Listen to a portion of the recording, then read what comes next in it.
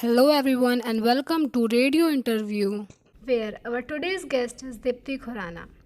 She is a filmmaker, scriptwriter, and currently working in academia at DLC State University of Performing and Visual Arts, Rohtak. So let's begin. First of all, good morning, ma'am. Good morning. So you shifted from filmmaking to academia. How is the experience? Yes, shifting from filmmaking practice to academia has been a different kind of a shift altogether. But I would not say I have left practicing. As I was discussing with you earlier, also. Uh, in academics also my students are making films and I am mentoring them, and through that process of mentoring, I am kind of making my own films. I am writing along with them. I am making films with them. I am doing small exercises with them. So it keeps my practice on because the film academics is a very practice based kind of a discipline. So yeah, I'm not disconnected from the practice. Apart from that, I also kept working as a freelancer till later. Just couple of years I have not done any projects, but I kept working with production houses as freelancer, as writer, or creative consultant, or filmmaker. So yeah, I'm not very disconnected with my practice. So yeah. Can you share some key insights from your academic research that have enriched your understanding of the filmmaking process? Yes, many things, it's very beautiful how your students who don't have any baggages are looking at cinema. It's very different from, the way you looked at it when you were a student and then you went into practice. So it's a long gap now. So now, going back to how my students are looking at these same films, which I had a different lens now to look at.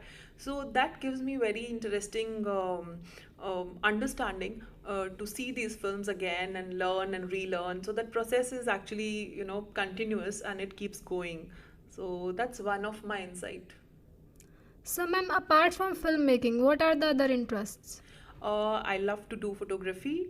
Though I am an amateur photographer, I studied photography as part of my course when I was a student in filmmaking. And filmmaking teaches you a lot about how you look at frames, how you look at compositions.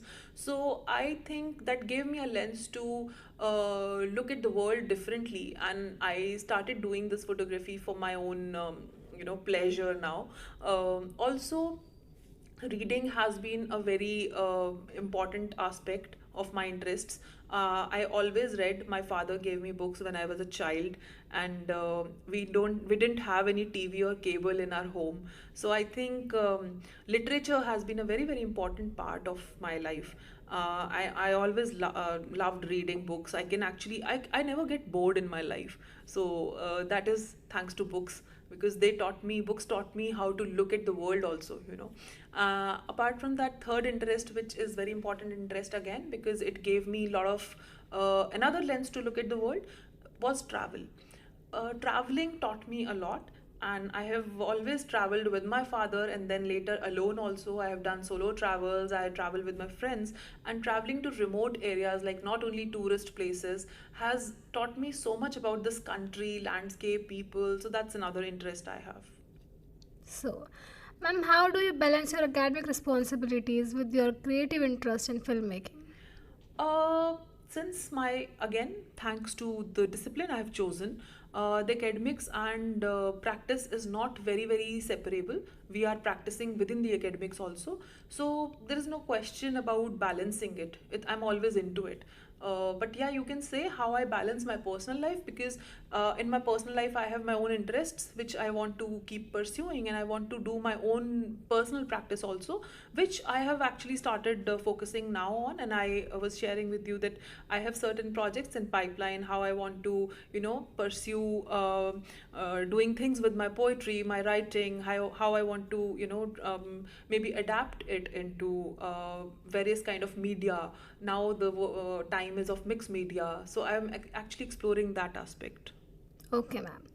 So, ma'am, what are the some of the most pressing issues or trends in the film industry today that you believe filmmakers and academics should be exploring together?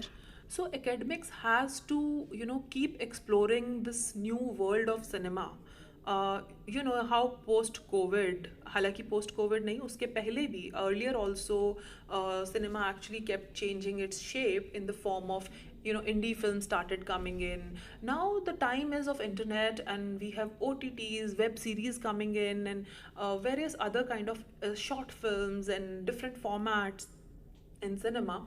I think academia needs to look forward and include all these things in their courses. We really need to bring changes to our pedagogy. We need to change our syllabus, and we need to keep renewing the different and current aspects of filmmaking.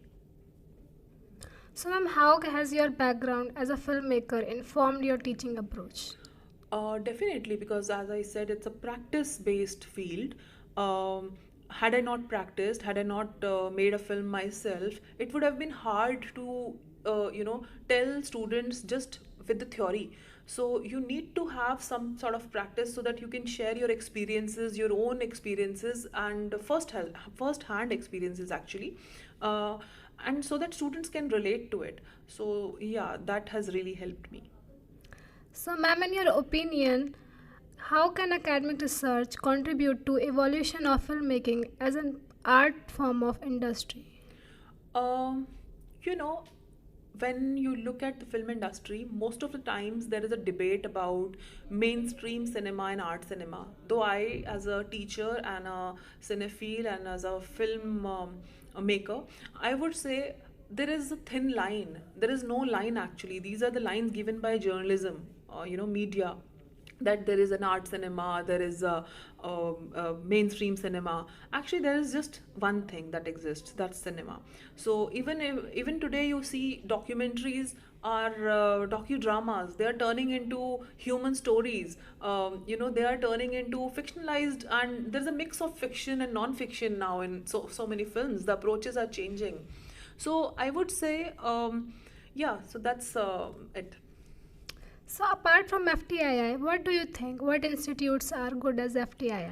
Apart from FTI, there are places like SRFTI. A lot of people don't know about it. Satyajit Ray Film and Television Institute of India. That's also a government institute in Kolkata. And Whistling Woods is there, but it's a private institute. You have to put in a lot of money if you want to study there. Apart from that, you can actually go abroad. These days, it's easier to go to European countries and study. I've been hearing a lot of good things about Germany and Poland. And yeah, so there are film schools there. There are very interesting programs which are actually, you can actually study in 3 to 4 European countries and pursue a course. There is a course in documentary like that, which one of my student has actually already done. So there are a lot of possibilities. There are many small institutes also in India who are actually pursuing these courses. Apart from the institutes, if you are doing a course on in some other field but you are interested in filmmaking, there are so many workshops happening.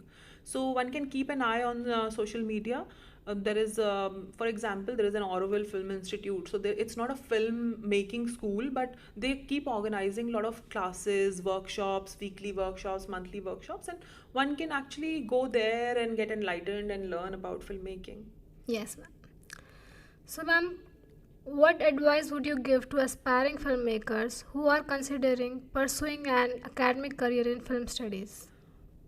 Um, I think if one has to study films and then go into industry, they need to understand that today industry is not confined only to Bombay. There are regional industries which are coming up. Like in Rajasthan, they have their own industry. Gujarat is coming up with interesting films. Maharashtra has already done it. Haryana is starting very new again. Actually, it's rising from ashes. It's starting its own industry now. So there are many people who can actually look back at the roots, go back to their states, and still make films. Films can be made from anywhere today. Uh, so yeah, I would suggest all the youth to look at filmmaking from this perspective. You don't have to really only go struggle in Bombay, and Bombay is so saturated already. And also, filmmaking is not bound to only saying fiction films. Like जैसे acting में होता है ना, people are aspiring to become Shahrukh, but not everyone has to become Shahrukh. We all have our own journeys. There are Nawazuddin Siddiquis and Irfan Khans also, who have been in industry, and they are actors and much amazing actors. So similarly, it goes for the films also. Film students have to realize that they can do any kind of filmmaking. They can make documentaries, they can make indie films and very raw stories. They don't have to make huge budgeted films. Films can be made in lesser budget also. So, and they should explore other avenues of fundings and filmmaking practices. So yeah, there is a ocean out there. They need to explore. So, ma'am, could you share some of your favorite films that have significantly impacted your academic work and explain how they influence your research? Yes, so when I was a student, I had different filmmakers who were my favorites. I have actually, throughout my childhood, I've seen only Indian cinema.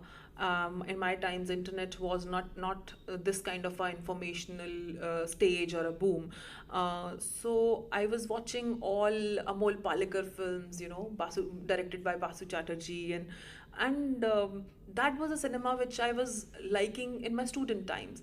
Then I kept growing, and I got introduced to a lot of European cinema. I started liking filmmakers like Godard or Truffaut, and I used to love French New Wave cinema so much. But then I got introduced to Iranian cinema. I started liking that. And if you want to ask me one favorite, I would say Asghar Farhadi is my favorite Iranian filmmaker. But I would not want to confine myself to one filmmaker now, because I've started exploring such new filmmakers, and I really like many new films that are coming up with different ideas, and it's a revolution in itself, especially when it comes to indie films. Um, I would say cinema which is actually giving you any sort of expression, you can resonate with it, you can relate to it, becomes your favorite for that time. So yeah.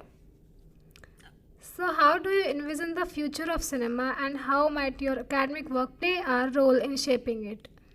Before I answer that, may I also want to add? I want to add Eric Rome's name. Eric Rome, I was mentioning you earlier, also was a French New Wave filmmaker. But I explored him much later. When I started teaching. So when I was teaching in academia, I explored this filmmaker, and I realized, oh, I never saw his films earlier. They are so dialogue based and text based, and he's talking about this life in a philosophical way, and without actually using the gimmicks of the camera movements and the film language. He's changing that film language in those films. So that was quite an interesting thing which I explored during my academics. So yeah, I really wanted to mention that. Now coming back to your next question, Okay, and okay. you can. So, ma'am, how do you envision the future of cinema and how might your academic work play a role in shaping it? As I said earlier, also, I think it's a very similar question you have asked me earlier. My students, when I'm teaching cinema, my students are getting trained to apply their skills. They are not only learning theories, they are learning practice also. And in film industry, when I'm saying industry, I'm again not confining it to only Bombay. I'm saying when you go out and practice cinema, your academics actually comes in place where you have got trained to apply those skills, right? So that will really help them that way. So, we learned a lot from your experience and got to know many more new things. Thank you so much, ma'am, for My joining pleasure. us and devoting your time